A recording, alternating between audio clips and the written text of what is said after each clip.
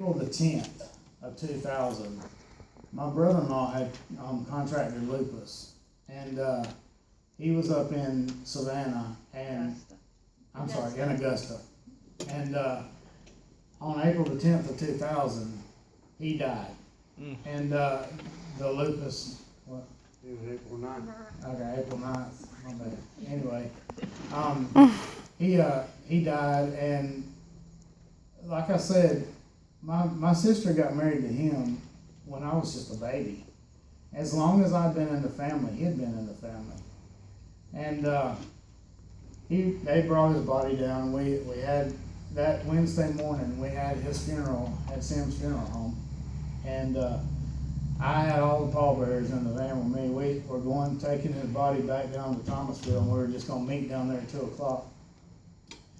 We were on our way down, I rounded the corner, and my mom and dad's car was sitting on the side of the road.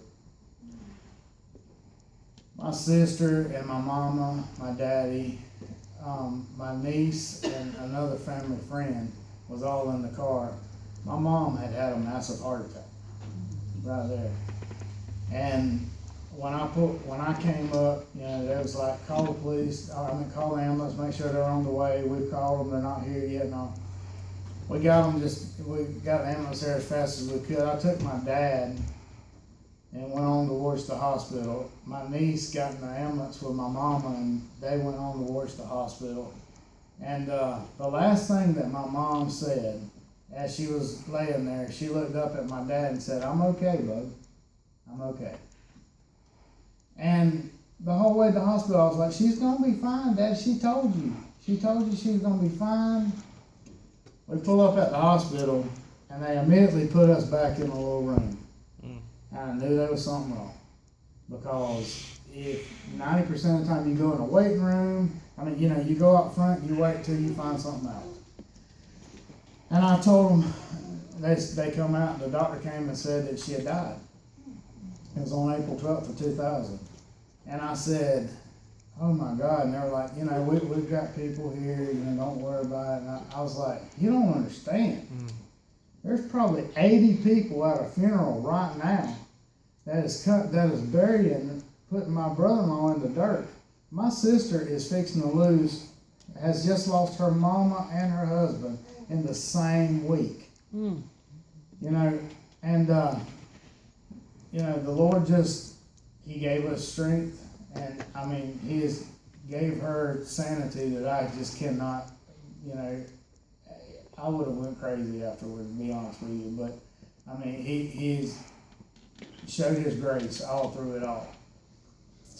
And then, right after that, after Mama's funeral, and 9/11 happened, and the economy went bad. So I lost my job, and I moved down to Tampa to see about finding work and all. When I got down to Tampa, my wife was staying up here to finish the last quarter of school. Then she was going to transfer down. Well, while she was still up here, people convinced her that I was down there cheating on her and doing all kinds of different things. So she called me one day and said, "I need for you to come up to the courthouse." And I said, "Okay." And she said, "We've got a class that we're going to." And we've been going to church and doing good, and I thought, it's just another class. Well, come to find out, if you're getting a divorce in the state of Georgia and you got children, you go through this class. That's how I found out I was getting a divorce. So that sent me in a tailspin. I decided that because if I'm getting divorced, I cannot be the perfect father that my dad was.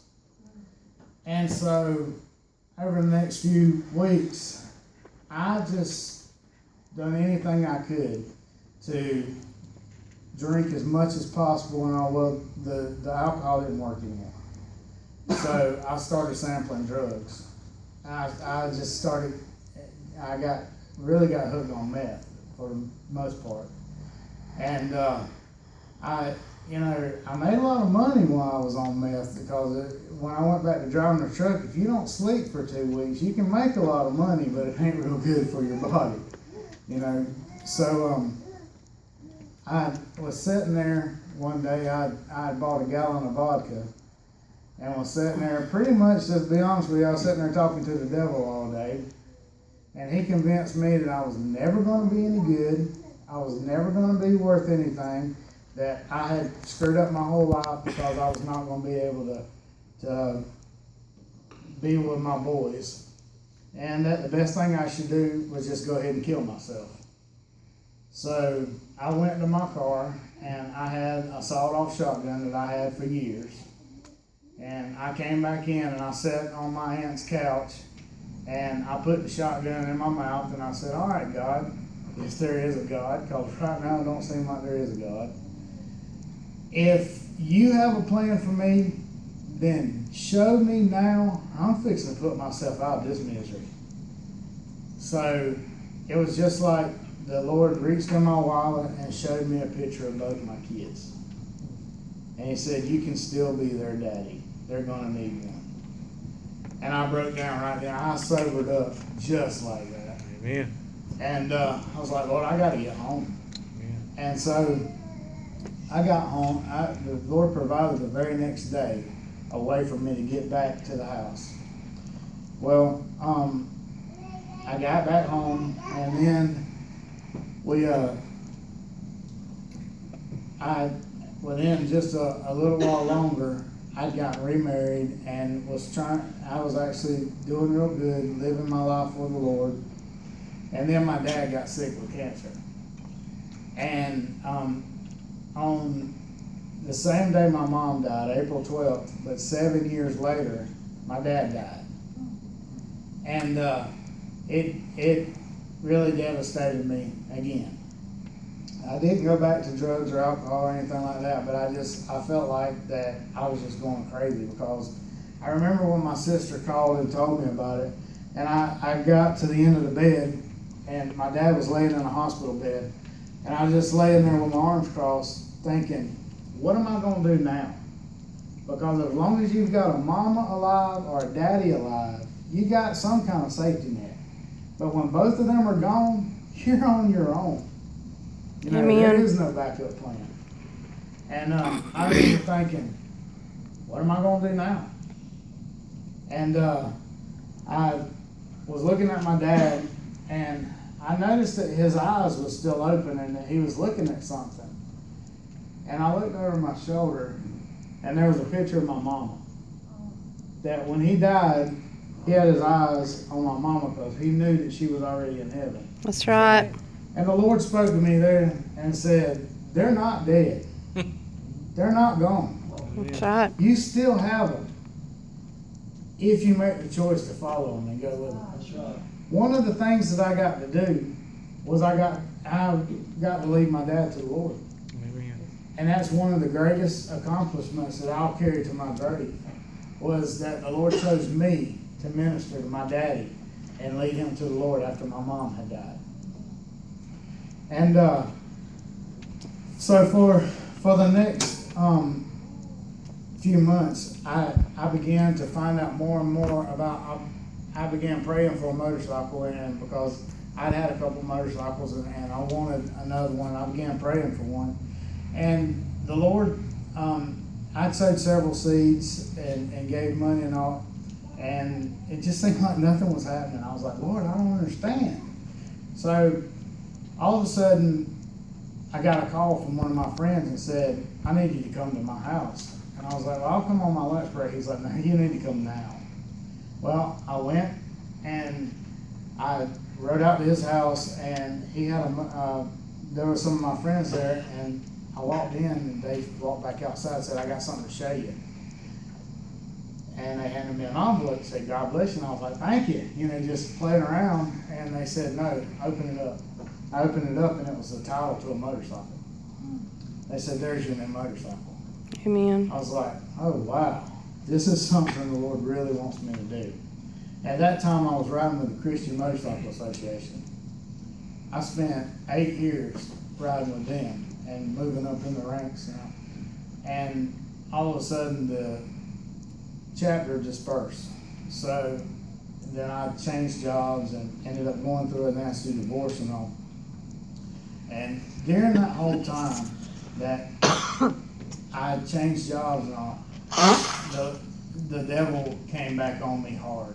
He kept attacking me, and he confused. I mean, he would give me confusion and pretty well convinced me that I was going to be just like my mom. That I had mental problems and all this kind of stuff. And I even went as far as, and I hope nobody thinks different about me, but I even went as far as check myself in St. Simon's by the Sea for 2 weeks just to make sure that I was really all right. And I came back out and ended up in another divorce, and I was just like, I'm obviously not called to be a preacher. I've had several opportunities, and it's not what I'm supposed to do, obviously. So every time I got close to the Lord, Satan would attack me, and it would mess up whatever I was going for. So I just decided that when Missy and I got together, I told her, I said, look, I'm not going to church. I'm not, I believe once saved, always saved, so if I die, I'm good anyway, Why have to learn to church? And we knew we were doing wrong. We were living together and all. And Missy said, I'm going back to church. I want to go. If you're going to go, fine. If not, I'm going back to church. Well, I knew, how they say, if mama ain't happy, ain't nobody happy. So I better go back to church too. And I told her, I said, I don't think you understand why I'm not going to church. I know that I have a calling on my life. And when I start going back and doing good, Satan attacks me. And I don't like that. Right. And so she's like, well, I don't care. I'm going. So we shopped around a little bit and all, and then we found this awesome church here. And then Brother Jimmy married Missy and I. And then I began to pray again because I really wanted to get back into the ministry. And really, I enjoyed doing the biker ministry. Well, Missy come to me one day and said, if you want a bike, why don't we just buy one? And I had that deer in the headlight look then, because that's something women don't just say. That's right. There's normally strings attached to that, So I was like, okay, let's go look. So we found one, and then, long story short, I ended up with my Harley that I have. And, that is where the ministry part come in. Amen. We have met some of our best friends in the whole wide world are sitting here now. Amen. There's 3-4 of them that came from Waycross just to hear me ramble for a few minutes. So now I'm gonna, I told you that I was praying, and the Lord spoke to me and said, this was my life a few years ago. And I said, well, Lord, what is my life now? What is your meaning for my life? And he took me through the first chapter of Acts. And I'll just read it real quick. He said, but when the Holy Spirit comes upon you, you will receive power, and you will tell the people about me wherever, in Jerusalem, throughout Judea, in Samaria, and to the ends of the earth. And he said, that is you now. Amen. That is what you're supposed to do. You're an evangelist. I've provided you with the tools. That's right. Now go do my work. Amen. And, the thing that it says in the Word that God is no respecter of persons. That's right. And if he does it for me, he will do it for you. That's right. There is nothing that anybody has ever done that you can't get forgiveness for. That's right. So I'm fixing to turn it back over to Brother Jimmy, but I just hope that that I've said something that somebody can take with them tonight. Brother Jimmy.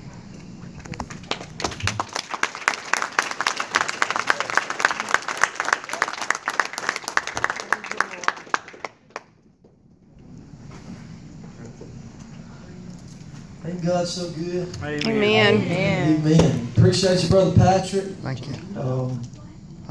Encouraging words. You know, I was just talking about you a little bit, brother, today. Had some of them that told me after church. I was talking to some, and they was like, "Well, you didn't even tell us Patrick was preaching. We didn't even know he was speaking tonight." And but man, we got to talking about you, and it was good. So don't try to video anything I was talking bad about it. But I told him, I said, the great thing, the thing that really stands out to me about Patrick, and he knows this. I talk about him all the time here in church. Is I said to him, Jason, I said, there's a whole realm of people that would never give me 5 seconds. There's right. a whole bunch of folks in the world that would never even slow down by me. That Patrick's going to be able to reach out to. That they're going to stop. You know, they're going to look at him, and it's not well, it is looks. That's You know, right. you look at me and you say, "Well, brother Jimmy, you got it all. You got the looks. You got But Patrick looks tougher than me now. I'm going to have to say that. I'm going to give him that. He looks tougher than me. But there's a group of people that he's going to reach. And this ministry that they're doing, I believe in it. I've not been in it, but I believe in it because I know the need, and I realize and I understand that, Jason, why in the world would God not just settle with one preacher? That's right. If he could do everything. But God says, you know what, I'm going to get this one to reach this crowd. I'm going to get this one to reach that crowd. And so I told a guy the other day, matter of fact, the church, the place that we bought our extra chairs from, and I told them, I said, we're blessed at our church. We've got a great church, and I said we're a bunch of messed up people. That's right. That didn't have it all together, that just totally depends on God. And I said we got people from every different walk of life almost. I said we got motorcycle gangs and nurses and teachers and all of this in our church. And I said it's a blessing because when folks come in here, they see it. And Jason, I thought about it today. I said, before church today, I was thinking, I said, we got Jason and Mark goes into the jail over here every Monday night religiously. There at that jail reaching out to those folks in there that has messed up, that has fallen short, that has made mistakes. God chooses these folks. That's not my calling. That ain't where God's put me. But God seen the need, Jason, and he said, I got these couple here, they can do this. And so, I look at them when they go over here to celebrate recovery and preach to addicts and people that are struggling with addiction and different things. And you see Patrick and these other friends that's out there reaching out to somebody. That's right. That I may not ever be able to reach. And the unique thing is this right here, and I'm fixing to hush, I ain't going to ramble on. But I told Patrick about this before church. He said, how much time do you think? I said, whatever God leaves, man. I said, we ain't on no schedule. But I said, one time I had a pastor that he'd get up and preach a great message and it'd be good and everything would be good about the message, and then he would ruin it because he'd stand up there and ramble and he'd repeat and go back over and it'd kill. So I ain't wanting to do that, Patrick. I done talked about that before church. But what I'm saying is this right here. Every one of us can reach somebody. That's right. God has created us with a purpose. Amen. And every one of us, every person in this room tonight, God has put you in the place where you are because you're able to reach somebody. But the question tonight is, are you willing? Amen? Amen. Are you willing to step up and say, you know what, God? I may not be able to reach Brother Johnny's crowd, but I know that you've got somebody for me to reach out to. Right. And so I hope tonight that you've been encouraged. I have. It's a blessing. I always am encouraged when I hear about the goodness of God and I hear about all that God has done. And every one of us in this place tonight could stand up here and do the very same thing that Patrick has done, because every one of us, we got a past, Brother Johnny. That's we got right. baggage. But you see, the good thing and the great thing, the thing that we can celebrate tonight is all of the bad, all the sour, all the mess-ups, all the mistakes, all the failures that I talked about this morning, those 1,000 times that I fail over and over again. God's grace, amen, still reaches down. Amen. And so we can stand here today and declare, amen, that He is able to cast all of my mess-ups as far as the east is from the west, amen, never to remember them again. And the Bible says, let them redeemed of the Lord say so. So I want you to shout out to the Lord tonight. Give Him a big hand clap of praise. Stand to your feet. Let's just celebrate.